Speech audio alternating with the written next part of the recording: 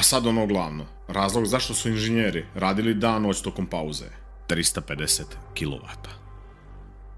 Zaboravite MGUH, tog sistema više nema. Sva električna snaga dolazi isključivo iz kočenja, preko MGUK sistema, koji sad isporučuje ogromnih 350 kW, odnosno skoro 480 konjskih snaga.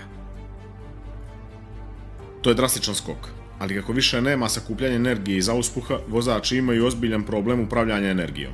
Ako potrošite struju prerano, na kraju pravca ostaju samo sa snagom benzinskog motora, suočavajući se sa ogromnim padom brzine, takozvanim drop-off efektom.